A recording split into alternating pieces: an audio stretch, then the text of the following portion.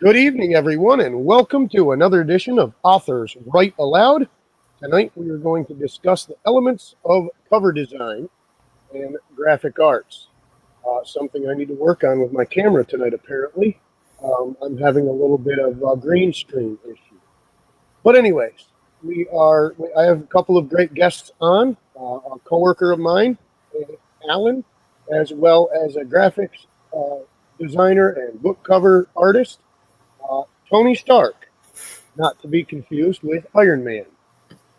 However, we did go with a little red and gold for the advertisement, but that was just for the ooh and the ah. But welcome everyone to Authors Write Aloud. Join us for the next hour as we discuss the elements of cover design. All right, guys, how is everyone this evening? I'm very good, thank you. Thank you for having me on. Good to be here. Rich, I'm doing swell. Thank you for having me. Thank you. Absolutely. Anthony, tell us a little bit about yourself, where we can find you on the web, what you do. Sure. Well, I'm the publisher and CEO of Starklight Press. You can find us at www.starklightpress.com. We have Twitter feeds, Facebook pages, that sort of thing. We've started out as an independent publisher, and we've grown to be we're fighting for second place, Western Canada's second biggest science fiction and fiction publisher right now. So, yeah.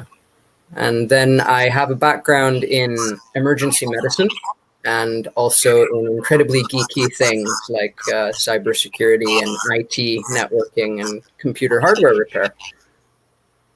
Have not yet built an arc generator, though. Things like No, why not? I'm saving that. I think we need to maybe use that to avert World War III. So yeah, I'm gonna keep that one up my sleeve for a little bit. All right, Alan, tell us a little bit about yourself and what you do. Okay, my name is Alan. I'm 32. I live in my dad's attic. No, well, I do. That's the truth. But I don't know. I work with Rich. I landscape, but I like to draw and paint and stuff like that, and be creative in general. But I'm just trying to find out like where I can fit in as far as where I take my talent or my creativeness, my creativity, and stuff. So, but I'm here as a guest and as a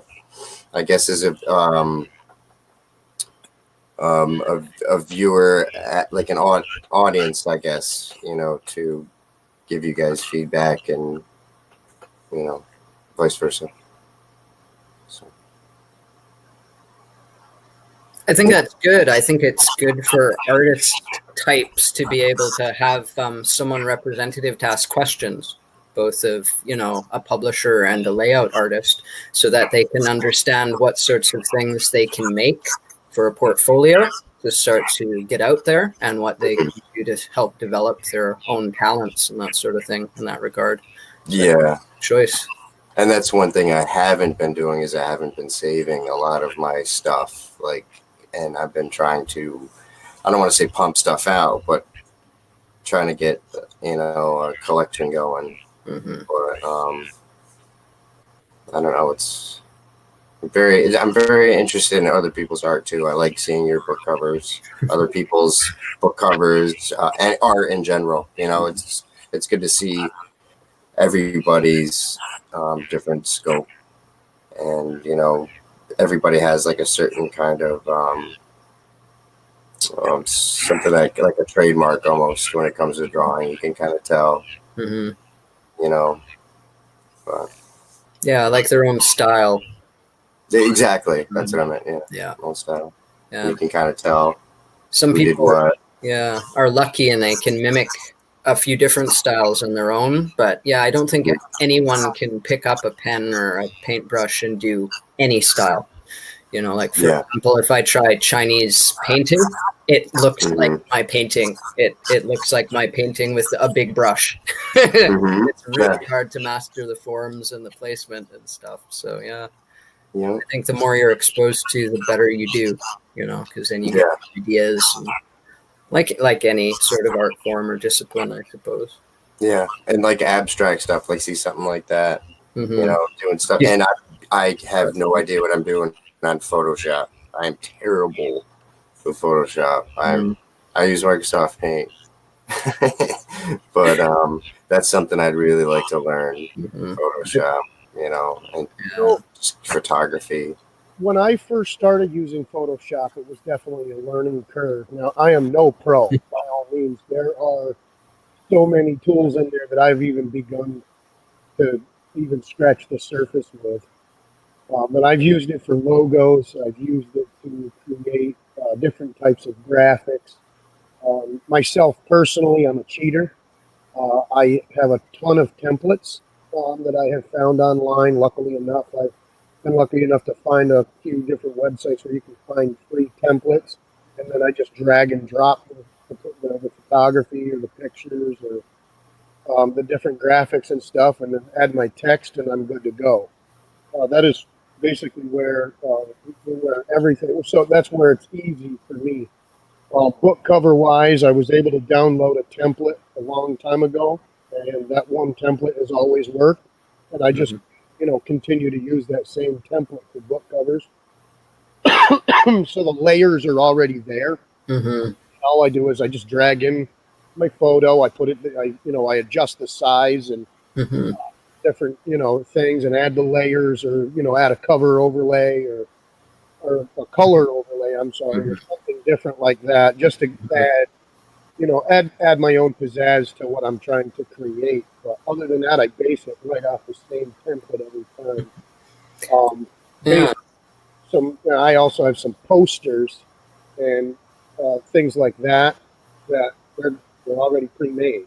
You can download them off the internet.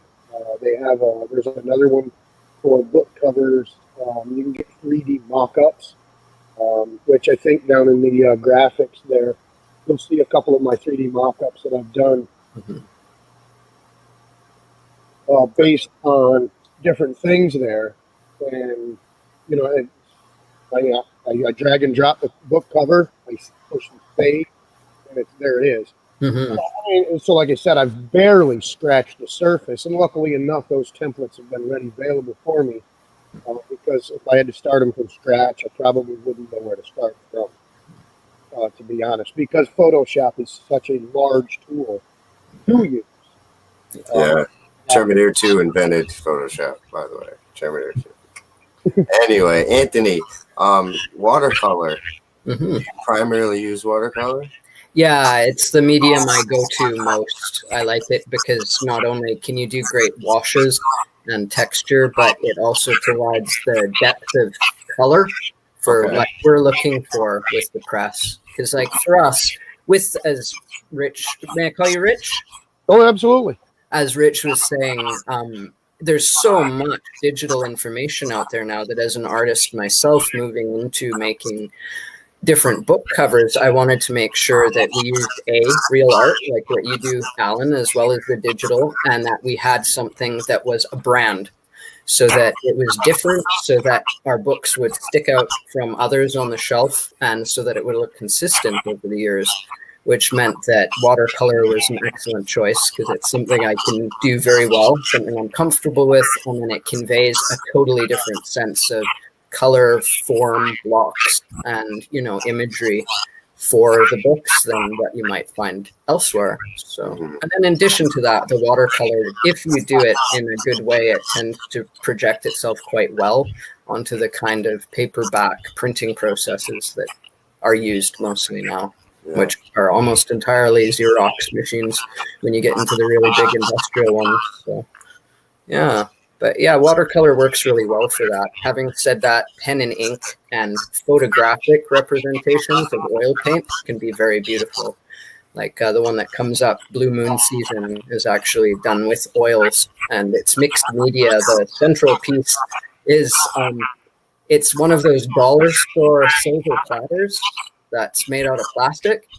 And I put it on a bowl and left it in the oven till it melted. Then I stuck the canvas. And if you look really closely on the original cover image, you can actually see Virginia reflected in it. It was my work.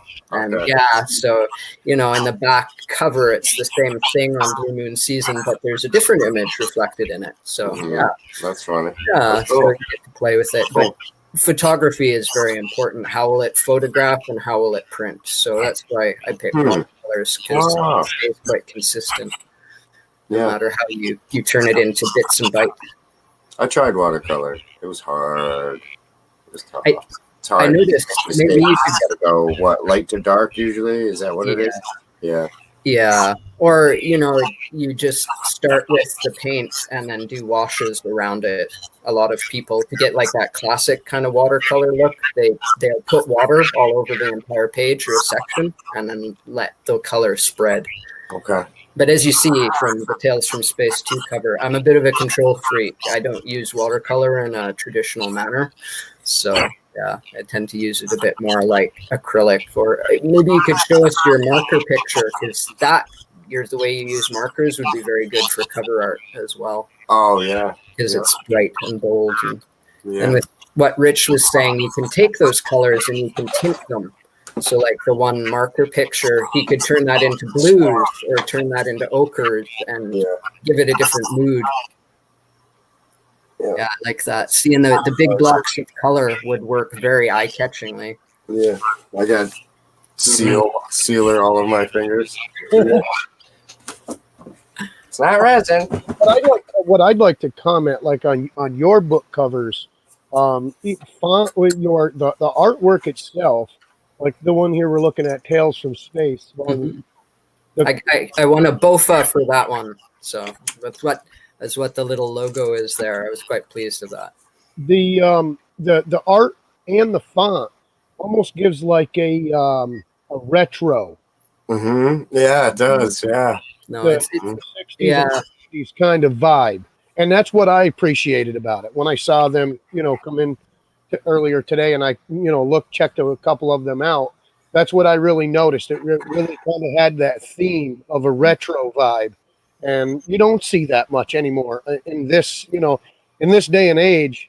90% of your book covers are digitally, made of some sort. There's, they'll have a raw image that is something done with photography. Look at movie posters too. Movie posters is a big example. It's so like recycled. Like you can see, like it's almost like what you were saying earlier about like templates. It's almost like they, same thing with book covers. It seems like we're just walking like the pharmacy and I'm scanning the books.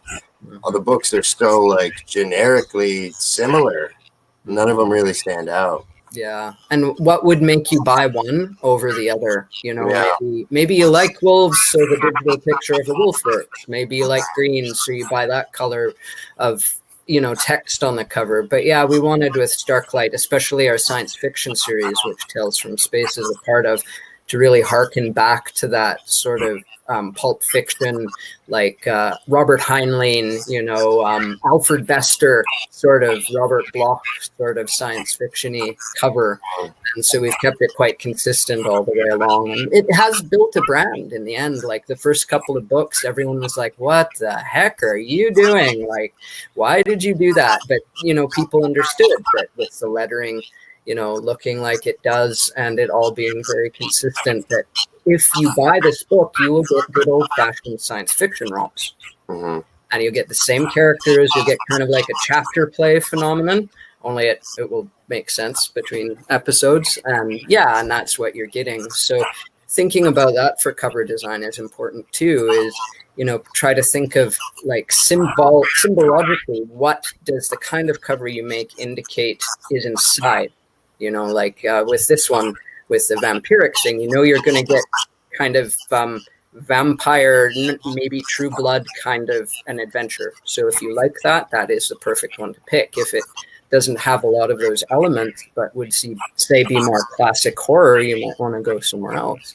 Yeah. To say, for example, drawing a picture of like like Hammer House of Horror movie posters, again, with like very old-fashioned painting and graphics and lettering imposed on them. But yeah, I think that being able to decide what you want for people to see that will show them as they walk by in the drugstore, this is the kind of book I'm going to be getting. While it might look a bit different in the beginning, it will become a signifier that will help the contents as well as the cover itself. And then, of course, as an artist, you begin to make a name for yourself for the kind of style you do. Yeah. Yeah, and that helps as well. Mm-hmm. That's a good one. That's your book? That's well, it's a upcoming book. I'm actually about halfway through. That is one of the cover reveals that I had done earlier this year. I'm about 3/4 through writing that one, and that's actually a part of a set, Mm-hmm. a 4-book series. Cool. And they're short. They're short novellas based on one character as he comes into the rookie, being a rookie detective, and then going into his different, the different crimes that he solves and stuff like that as he, progresses as a detective. That's cool. Character-based fiction is important to us too at the press, because we really want to show how the characters themselves grow and develop, hopefully in healthy ways as well, and also in unhealthy ways over time. So having character-based stories and then the titles to reflect that is definitely important. So it's pretty cool. Do you find that you use consistent elements for your crime novellas? For the cover? Yes, oh yeah, for the book covers themselves. I'm not sure if I loaded them all in there or not. But like the set that I have, they're almost identical. And what I had done is I basically I did like a James Patterson or J.D. Robb kind of feel. Mm-hmm. What I did was, because it's a set, I went with the same font, the same similar images. The picture is a little different, but you've got the solid white, you've got the caution tape. Nice. The font is identical for my name, but what I did was change the colors of the font. Very wise choice. The rookie is black. I think, what the heck? I think the second book is blue.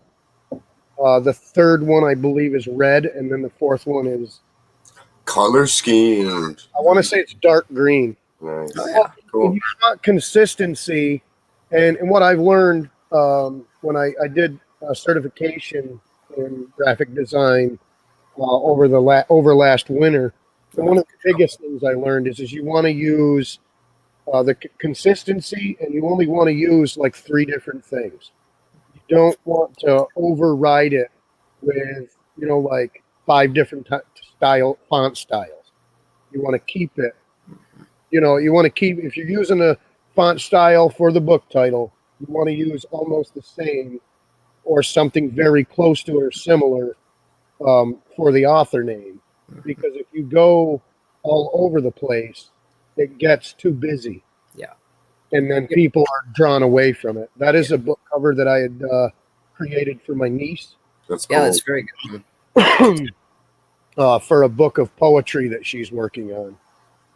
And it's just playing with images. That's my memoir that's available on Amazon, and it's my story. So it's just I wanted something for that specifically. I wanted it dark, shadowy, and just because that's where it goes. It's dealing with my PTSD and stuff. Do you know what I noticed about that one?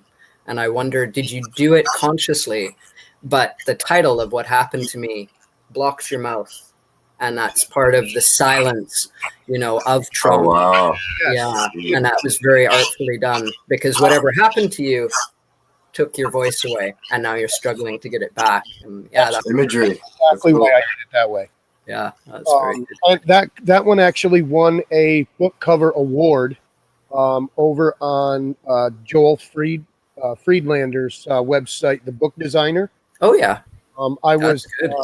Good job. I won a book cover design award over there for that specific cover. I think the feedback he had given me was using the light blue across the bottom. I should have went with a little bit darker so the font stuck out a little bit more. Mm-hmm. And the one that I had sent him had my Amazon bestseller logo on it, in which he said in the future, send me just the raw image and not that one.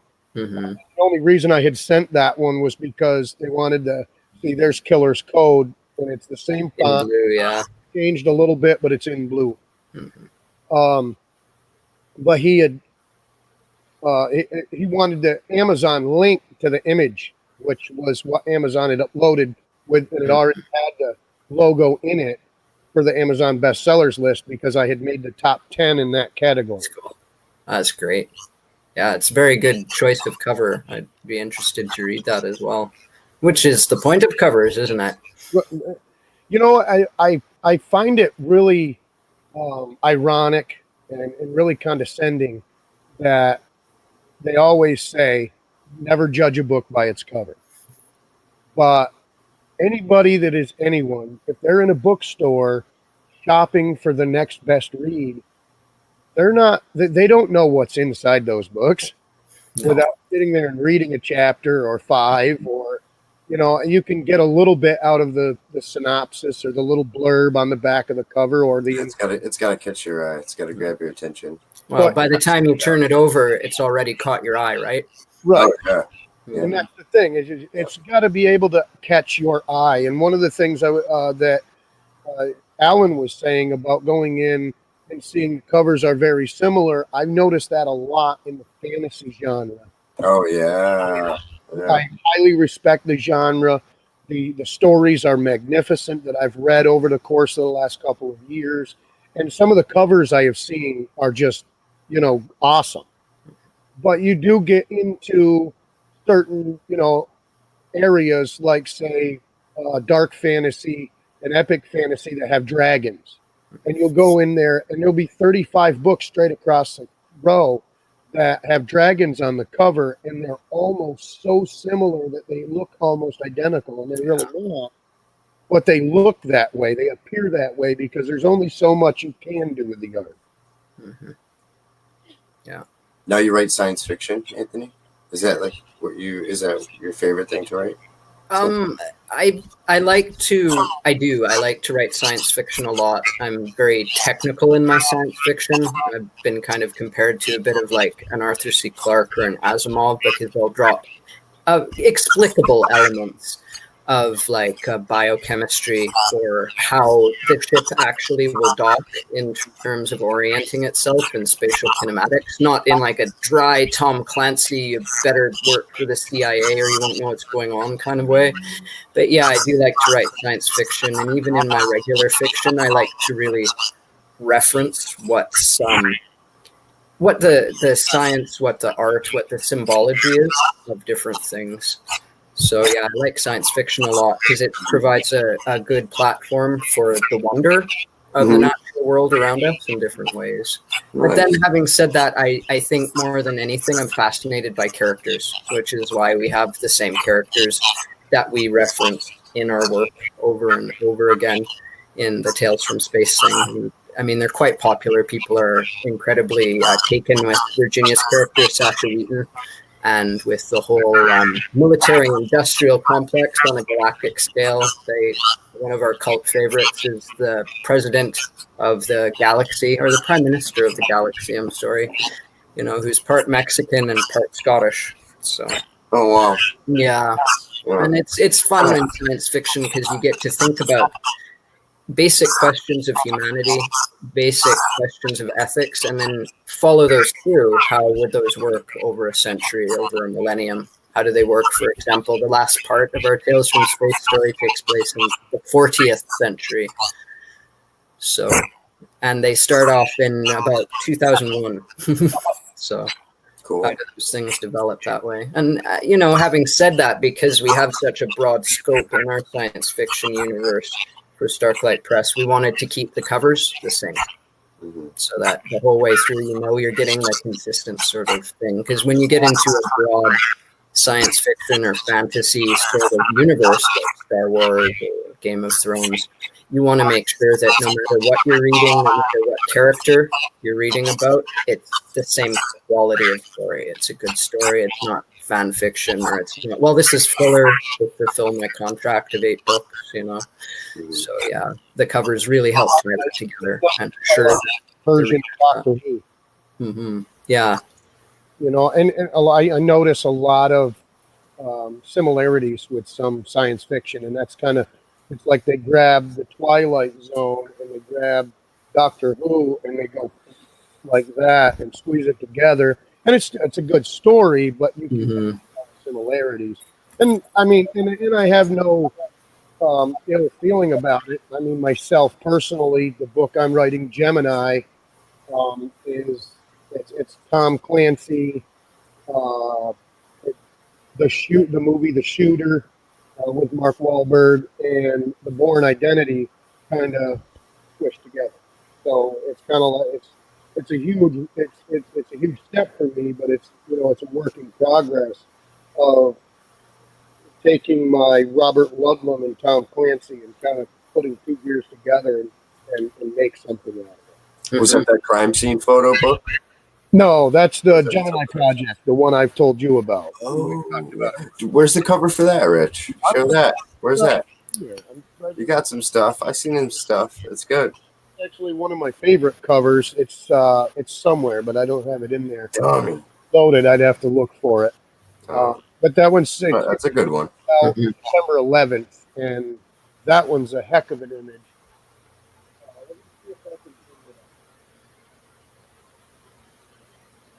Yeah, Go ahead. I was going to say, yeah, find that, Rich. We're going to talk about what else I was going to ask you. What else do you like to write about besides science fiction? Is that well, I have a world, speaking of fantasy, I didn't intend for it to be fantasy, but essentially I'm fascinated by, at the moment, for the past couple of years, by ants. And there's a species of ants that they farm a fungus in their anthills under the ground, and they have huge colonies, massive colonies. So essentially what I've done is I've combined a race of intelligent, about 6 to 8 foot tall ants with your standard late medieval fantasy kingdom. So, okay, imagine you've got like the Plantagenets, and they have to form a treaty alliance, not with the King of Burgundy or not with the Germans, but with ant people. Now go. How does that work? So the answer is it's been pretty explosive so far. So there's been a lot of spraying of formic acid. There's been a lot of like spraying acid. Yeah, because ants can spray formic acid. Oh wow! And that's why their stings hurt like the dickens. Okay. Formic acid, and it doesn't kill us. Bullet ants do. Bullet ants are. Ooh. Yeah, and it doesn't kill us because they're tiny. But yeah. What if they were big and they sprayed you? So I like to ask a lot of those questions. And then I had a movie idea. I was gonna make Attack of the Killer landscaping daddy long legs from outer space or something. It was gonna be all practical, but like retarded, like so dumb. I was gonna have Rich in it. Oh great! I was gonna have Rich in it.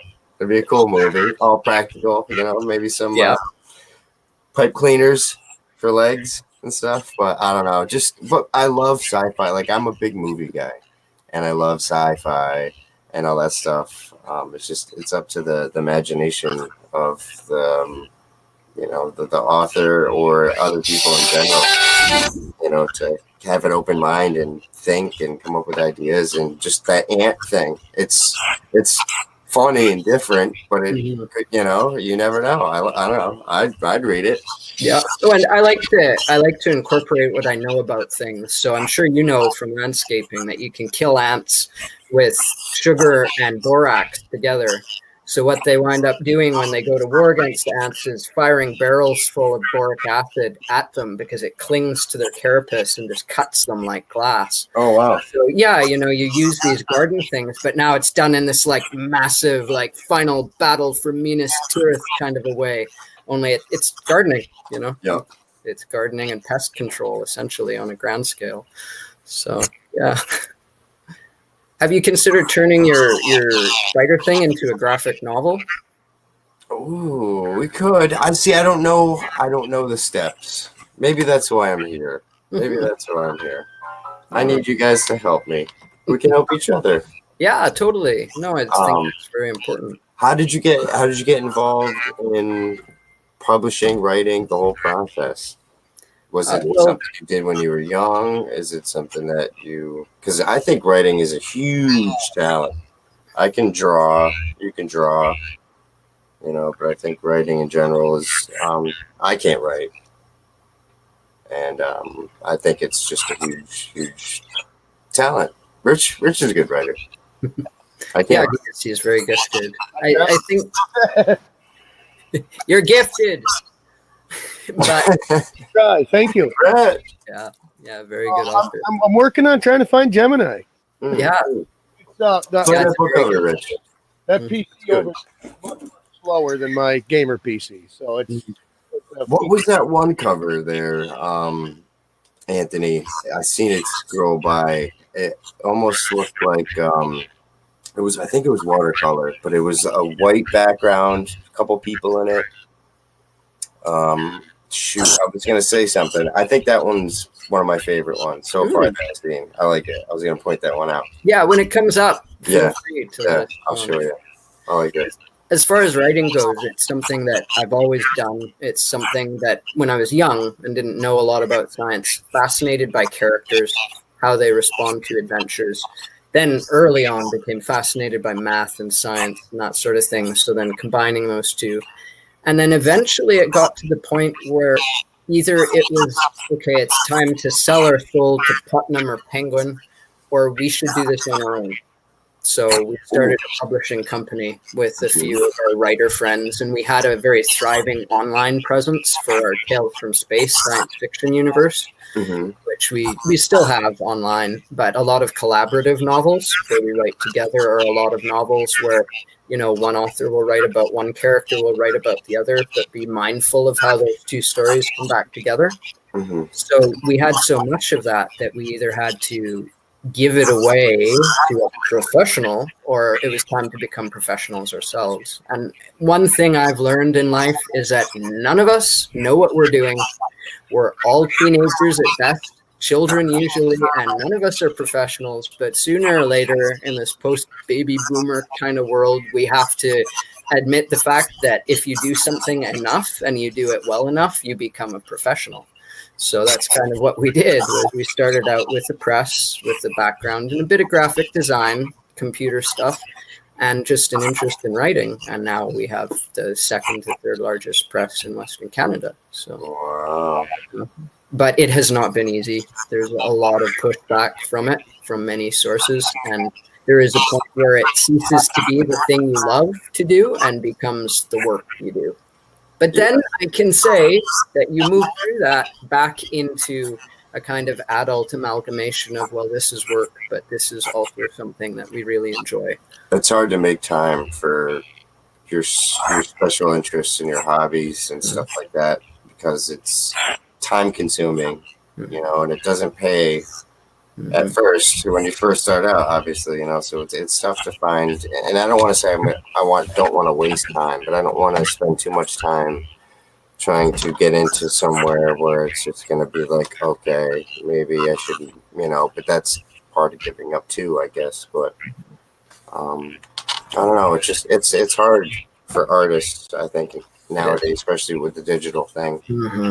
No, I find that very irritating, because there's so many just beautiful artists like yourself out there, and everybody wants the pre-made digital stuff, just photographs, not even digital imagery integrated with the artwork and that sort of thing. And I think that we all miss out on that, because it becomes very homogenous, and the digitized images are too smooth. The color gradient, the shading is too perfect, and we all know flawless. And Star Wars about, like, don't go and re-digitize my stuff. Don't digitize Yoda. I want the puppet. Like, I want Frank Oz. I don't want Frank Oz in the studio with headphones. I want Yoda, and that's what we like. That's what engages us with them, because there's a depth to any sort of artwork like that. So it's a real shame that artists are currently kind of on the outs, but I think that's the point where it's okay to be selfish, and it's okay to say, I'm going to take an hour a day out to make a thing just for myself. And then maybe I'm going to start a website, or maybe I'm going to use these as covers with my friend, or maybe I'm going to use them for something for myself. But at the very end of the day, if you do that for a month, you've got pictures, you've got a portfolio, you've got a variety, and you've expanded what you do. And you can never tell when, if you start to show these to people who might want to buy them or use them, it's the little doodle you made of a flower. It's the little sketch of something, it's this one image in the margin of something that they might want to use. You say, do that, but bigger. And so just making more of it, like writing or like any other discipline, like car mechanics or mathematics, you just have to be selfish and know it's okay to spend that time on you first off. And then everything else kind of follows after, if only because you start to drown in product and you've got to do something with it. So True, very true. But I think that there's a real market right now for graphic novels, and then graphic novels essentially are just reading what it's kind of turned around to is comic books turned into the means by which movies storyboarded their very long and complex shots. And now it's kind of gone full circle to, if you want to make a movie, maybe make a graphic novel first. And then the movie deal or the idea to make a movie follows after that. So I think graphic novels are neat that way. And as an extension of the comic book form, they provide a lot of opportunities for artists and for the old-fashioned kind of artists. Like Rich and I talked about that because when I first met him, he mentioned he was an author and he wrote stories and all that stuff. And I mentioned I like to draw, and he's like, well, why don't we kind of collab and do a graphic novel? And that's just something that I procrastinate, and I don't know. It's gonna take.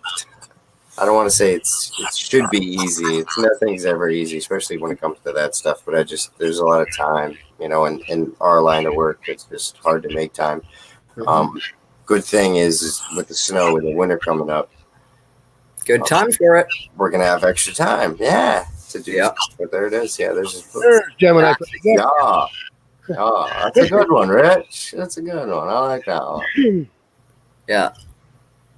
No, I like that one. I think one thing I could suggest to anyone going into cover design, and you definitely have this down, Richard, is that you need to think about the golden proportion and the golden and silver rectangles and means. So what he's done in this case is the book is this high, and he's divided it into sections that please the eye.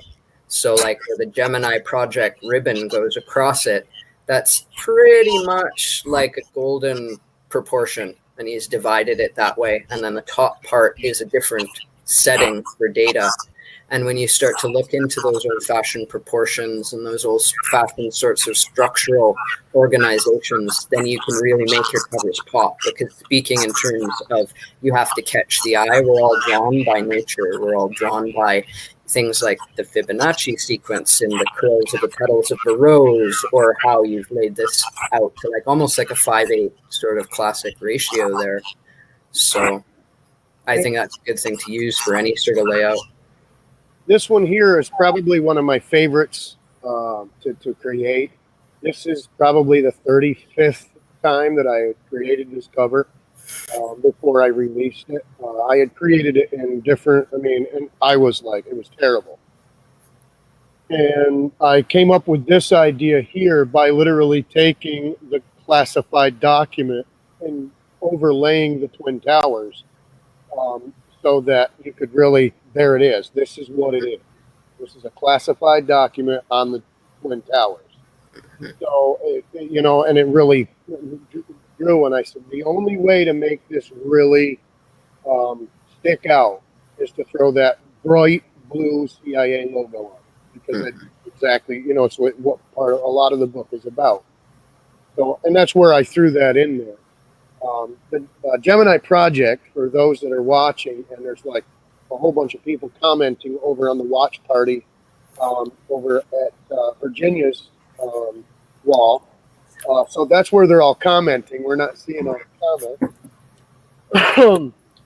The Gemini Project is an espionage novel that I'm working on. I am hoping to finish it, and my goal is to release some of the stuff throughout my Patreon over the next year, but the official book will not be released until September 11th, 2021, on the 20th anniversary. Wow. Would you like to know an interesting fact? Mm-hmm. That's my birthday. No. Wait. Tony Stark, Yeah. Iron Man himself, was born. So I'll be very happy to have that and be able to read that on my birthday in 2021. So that'll Nice. be I'll pretty cool. send it to you in the mail with a cupcake and That's pretty cool. a little candle. The Gemini Project it's an espionage book about a soldier that is part of he's in special forces, but he works hand in hand with the CIA. Does a lot of operations and missions for the CIA and stuff. And he learns that the United States government is behind the attacks. If you would like to learn more about Gemini Project, you can visit my website, authorrichardwhite.com. And if you click on the Gemini Project tab, I believe, I'm not so sure that it works. It's going to be right. I feel like a weatherman doing everything backwards. Right here. There. I just want to make sure the file is still available because I have had plug-in problems with it. There is a PDF release, which is the actual Operation Gemini declassified document that I wrote myself. It is very realistic. You will believe it right to the T.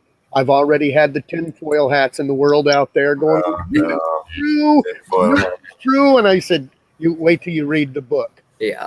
But if you go onto my website, Author Richard White, you can read the document. And if you would like to become a part of Mockingbird Alliance, which is my alliance, my group of conspirators in the story. Cool. If you'd like to join my Mockingbird Alliance, you can do so on my Patreon, in which you will get behind-the-scenes look at some deleted scenes of the book, get behind-the-scenes look at some of the writing process of me writing the book, and a whole bunch of other cool stuff. When the book is finished and it is published, you will get an autographed copy alongside a complimentary TIA badge mailed to you. That's all. If you go over onto my Patreon and subscribe, it's a monthly thing, and that's why I'm giving so much to my subscribers, because of the simple fact that it's a monthly thing. And I look forward to collaborating, with some people over there and just having some fun. We might film for it too, Rich. There might be a little couple teasers we could film for YouTube. There'll be some teasers, but I don't want to go. I don't want to shoot for the stars just yet. However, I do have some paperwork for the book long before it's even finished.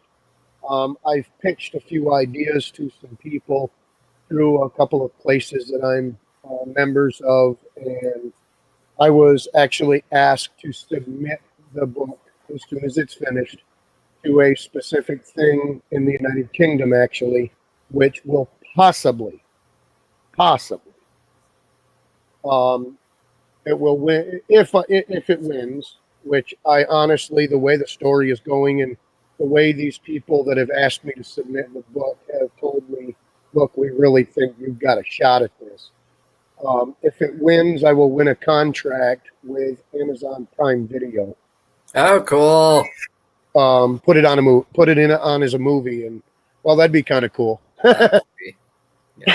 I might not get Liam Neeson or Mark Wahlberg in it, but who would you want as the main character, Rich? It would have to be. You want Marky Mark, huh?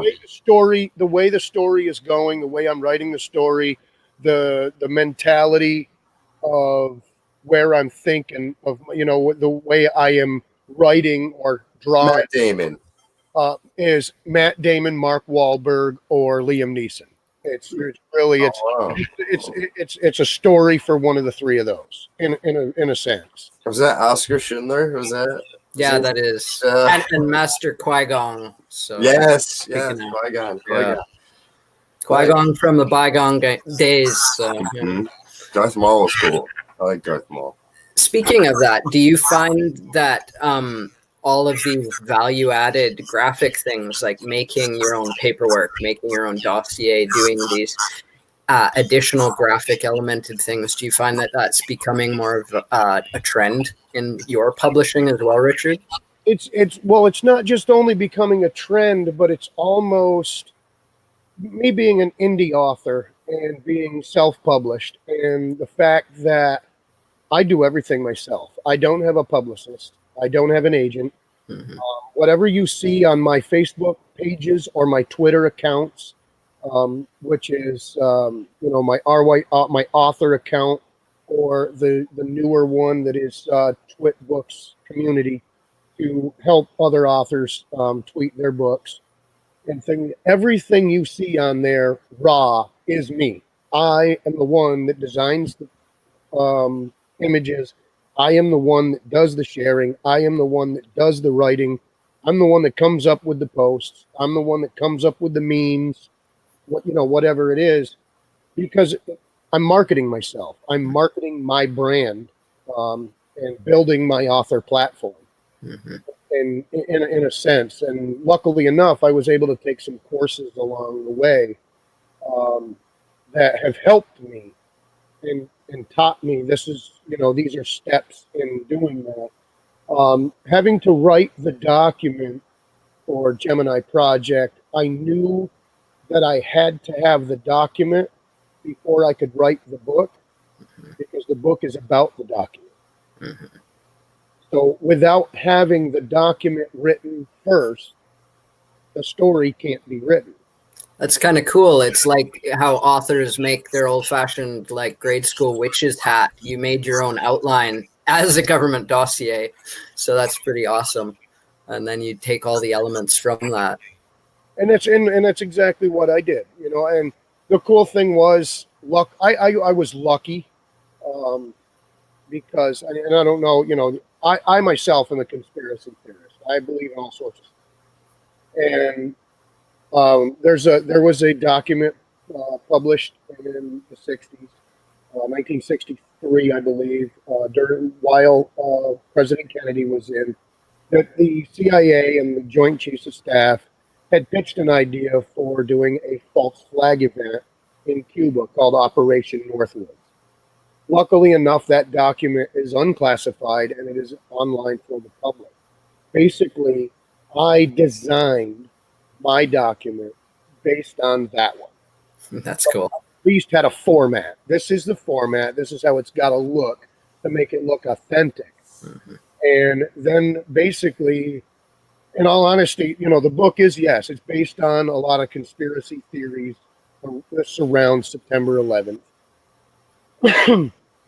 And what I did was I took them all, as far left and outreach that they are, or, that people may believe they are. I grabbed all of those conspiracies and rolled them into a ball and created a document utilizing each one of those conspiracies. And I verbatim went, okay, let's do this, let's do this, let's do this, let's do that. And the thing of it is the document is so authentic. I have a friend of mine that her and I have reconnected, and I have many conversations with her. She is an FBI analyst in Washington, D.C. I sent her the document when I was finished with it before I published it. And I said, hey, I want you to just take a look at this thing. Just give me some idea if it looks authentic, if it looks good, should I make some changes? Should I do this? Should I do that? And she came back with, where did you learn how to write a document like this?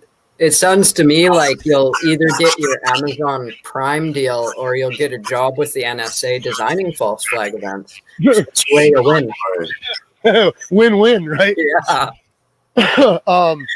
So that's really how I had to do it. And the thing of that is, and if you go on to my website there, you see the new graphic for Mockingbird Alliance.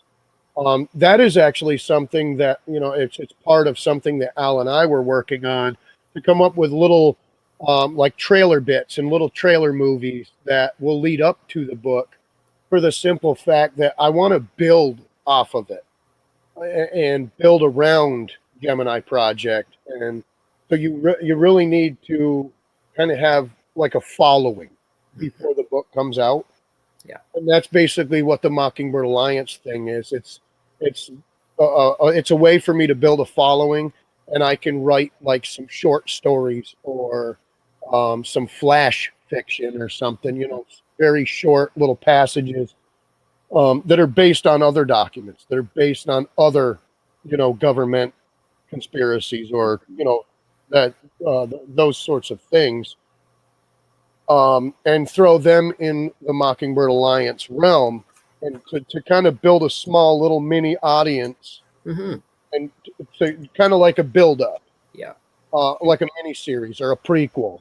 Yeah, exactly. That is, okay, here we go, and we're going to get there. We're going to get there, and then bang, here comes Gemini Project. This is the big daddy. Mm-hmm. The biggest secret of them all. Or is it? But yeah, so to answer your question, yes, I believe that we are going that way. That you have to have the extra graphics, and the extra different pieces to the puzzle, to help along with the writing and with the marketing. It's really based on the marketing of the writing. There's millions of authors out there, and there's hundreds and hundreds of authors that are being published with the big five every day. And then you've got your glittering vampires, that hit the big screen. Mm-hmm. You've got your Harry Potters that hit the big screen. You've got the J.R. Tolkiens that hit the big screen. And then the mass, the legion of other people that are writing that as a clone. Right, exactly. Yeah. And you've got I've met probably 1,000 authors myself, indie authors, some way, shape, or form, via Facebook, Twitter, Amazon, Instagram, you name it, on these social media platforms. I have met so many authors that I have. It's an abundance. It really is. It's a lot. And you got to be able to stand out. But the thing of it is, and that's why I like Authors Write Aloud. This is to help promote, myself, but it's also it's more to promote other authors as well, because there's a need for the story. There's a need to get their stories read and heard, and that's kind of like, that's what Authors Write Aloud is for. It's just to kind of bring a spectrum in to say, hey, here's a handful of authors that have some pretty cool stuff. It's great feedback too. I mean, I learned a lot, and I mean, art in an artistic way, and as a if I wanted to write, I know Rich could give me tips and stuff too, but it's good feedback. It's good to learn. Like Anthony was saying, it seemed like it was a pain in the butt, but if you feel like you're good at it, and you push and you work hard, you can succeed. So that's something that's really good too. So, and that's a good thing about the internet age now, is that we can determine more fully our form of success. So we don't have to essentially take our little suitcase to Hollywood and hope to get discovered one day, or take it to New York and hope a publisher picks us up. We can define our world. We can define our scope. We can cherry pick with, value-added sorts of things, the kind of audiences we want, and then we can be happy there. So we make sure we put out consistently good product that we want to make, not the studio or the publishing house dictates we make. yes, What we have to make, because Stephen King, he had to come up with a short story to get antibiotic money for his kid, so his kid could feel better and ideally not die. So he was like, what can I make that will sell, and while that can be a powerful whetstone to hone your talent, it's nice to be able to tell your own story in your own way, and to know that with the age of the internet, there are enough other people worldwide that are interested in what you have to say, that you can do it the way you like. So that's a pretty cool thing. Yeah, I noticed like with movies, the big blockbusters are like so cookie cutter garbage, and it's the indie films. It's the filmmakers that have more control on their vision, what their vision really is, and they can, stay on track. And it's like all these huge, big budgeted movies are just garbage. They're so cookie cutter and cliche, and yeah. No, I think there is a larger appetite for people that want, like what Maggie said on the ticker there, that want to find new things, different things, very particular artistic things. Everything from people are buying more handmade clothes to getting handmade food and preserves delivered to their door, to getting author content, to getting graphic art content that is attuned to them and is made by real people, not made by a committee for profit. So I think that is a good thing to think about when you make your covers too, is who do I want to talk to? And like for us, with our science fiction in particular, we don't want to talk to people who are interested in that cookie cutter thing like Alan talked about. We want to talk to people who recognize, like, you and Richard did the covers and said, oh, I know what's in here. This is good old fashioned sci-fi. So yeah, and it's consistent, like Yeah. you're saying too, consistency. Yeah. And the one thing about that with the readers, with what that's my mom. Hi, Mom. Over there saying, for readers to meet and find new authors, that's very true, because yes, you do have those big names that are out there, but some of them have changed their writing style. Some of them are changing what they do. I mean, just as an example, you have, oh God, what's her name? Harry Potter. I can't remember. Rowling. Yes, Rowling.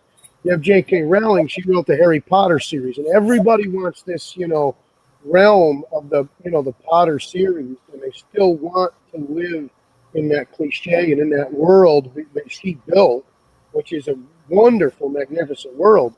But she's like, I like doing this. I loved it, but now I want to put it aside and do this. And she's now writing crime books under the name Richard something. Because she wanted to keep them separate. And that's great for someone that wants to read more crime books. My mom, she's a huge crime reader.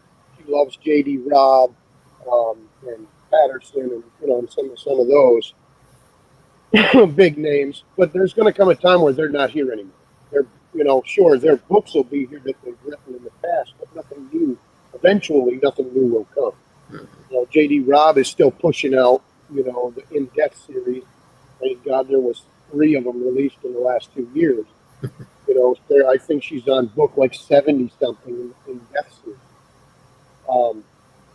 But there's going to come a time where, it's going to either filter off, or she's going to go, you know what, I want to bounce on over to my Nora Roberts profile and write some more romance. And you'll go 5 years without another In-Depth book or a crime book that you can't read. So readers, need to find new authors that write in a similar tone or similar fashion that the reader can relate to and enjoy their story and get into their series, so that they can continue reading, or reading will fall off. I noticed a big flux when Kindle came about. There's a ton of people that will get, a Kindle and get the books, and they're actually reading them. But there's some people that just buy a book and they'll just sit there in their Kindle account and not do anything with it. But at the same time, you have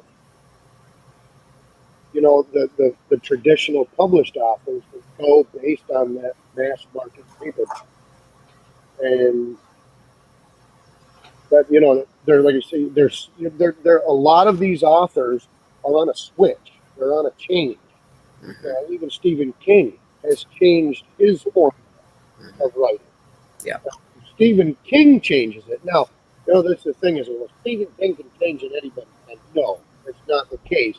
Stephen King can change his formula and still sell books because of Stephen King. That's why his name is bigger on the book than the actual book title. Yeah. You have A, made it, and B, become typecast when your name is bigger than the title. But like everyone knows, I don't know. Are you a fan of Stephen King? Me, myself, personally, no. I just follow I follow his line of, his work, the things that he does and everything. My mom, when I was a child, she read like every single book he ever read. Yeah. Up until Stephen King movies. And well, yeah, a lot of them went in, became movies, and Yeah. That's again another thing about the difference between graphic elements and the content inside is that his early movies were, not the same content or perhaps even the same quality as what you got in the book of the same name. And, that's part of where thinking very carefully about the mood and the scent, the flow, and like the voice of what's inside the book should really reflect into the visual aspect of it. So we have come to an end of the evening. We're running a little bit over, but we got a little late start, so I wanted to make sure we got a full hour in there.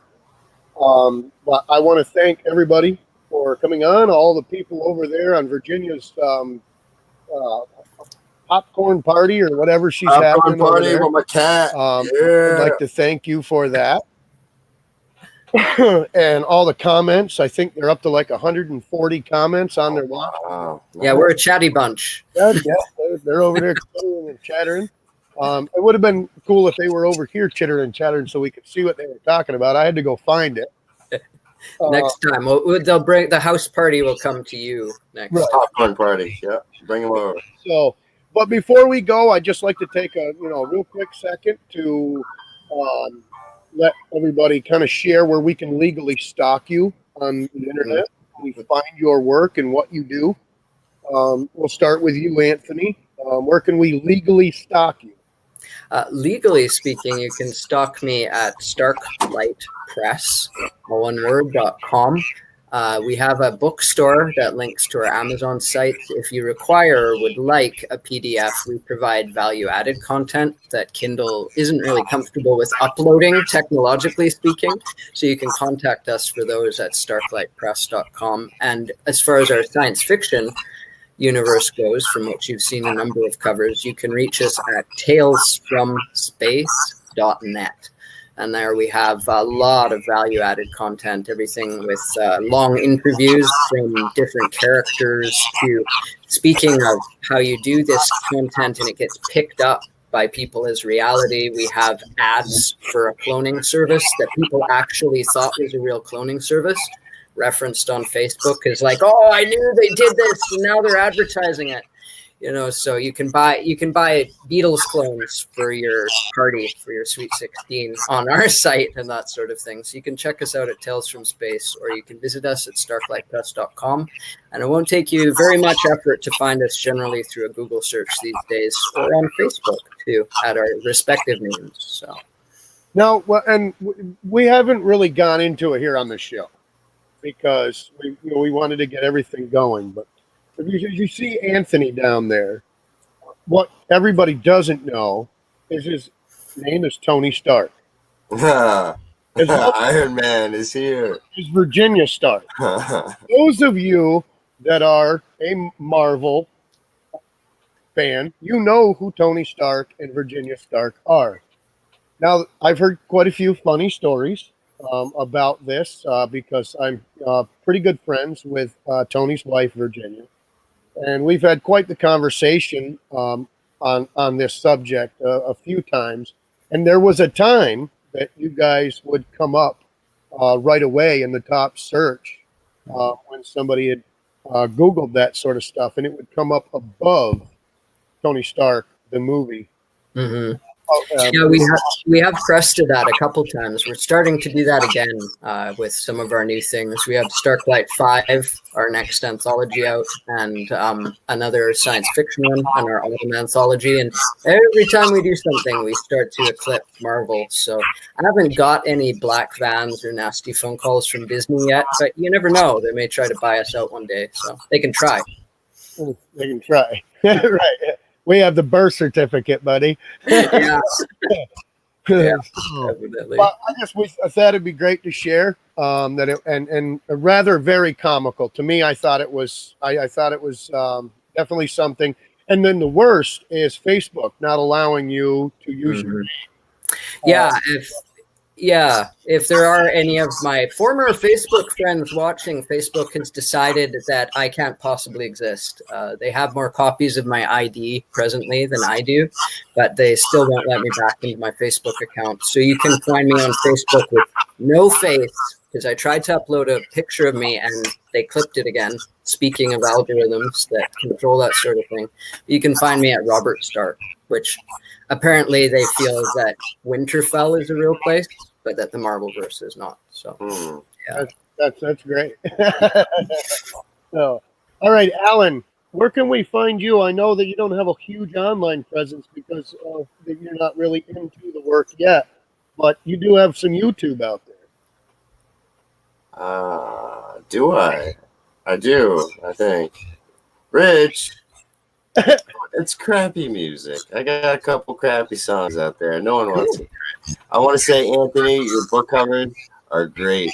Richard, your book covers are awesome too, but holy crap. Good job, guys. Rich, thanks for having me on the show. Don't worry about my crappy songs on YouTube, but it was good to hear you guys, feedback, stuff like that. Keep up the good work. Anthony, do you have Steam? Do you play computer games? No, I'm not a gamer, actually. Yeah. Shut. I know. I think that's where everybody goes to chat now. So, yeah. Oh my God, it's crazy. The gaming world where it's gotten. It's like, yeah, hit me up. Hit on Steam. Let's have a chat while we kill stuff. It is very masculine. So, Hey, yeah. No, but I don't game a lot. But yeah. Well, you can find me at authorsrichardwhite.com. You can also find me on Twitter, rwhiteauthor. Facebook, you can find me at Richard White, as well as Richard White. My Facebook page, you'll see my logo. It says Author Richard White.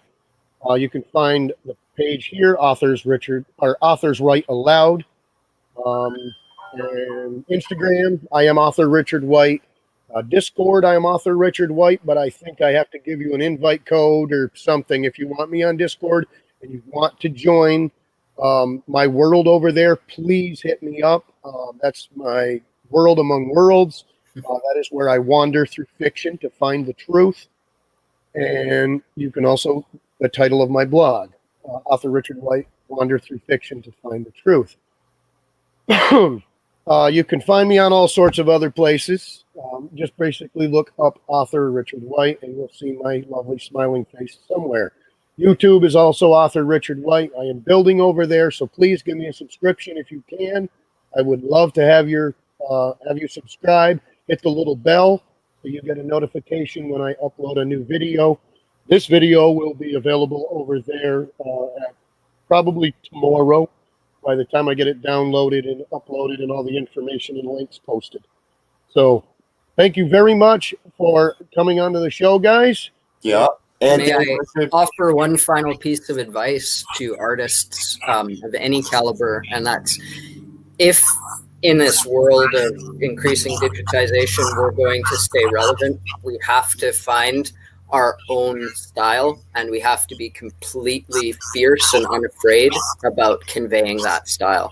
Just don't forget there's 7 billion of us, and somebody, a whole bunch of somebodies, is going to like exactly your style. So find your style and promote that style, whatever it is. Good advice, Anthony. Thank you, buddy. Yeah. Awesome. All right. Thank you all. Have a great night, and we will talk to you all next Wednesday night for another version of Authors Write Aloud. And I think we're going to talk to some editors. So those of you that are writers, I'm gonna sneak away now. Yeah, later.